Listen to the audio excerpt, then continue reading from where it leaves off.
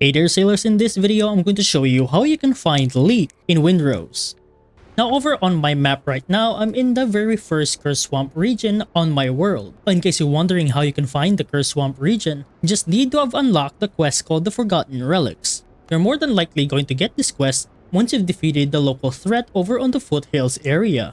After you've defeated Israel Hands right here, you're more than likely going to get the quest called the Forgotten Relics, which will stamp a marker on your map right over here on the main quest symbol. Now for you to be able to find leeks, try to find this ruin with a flower bed.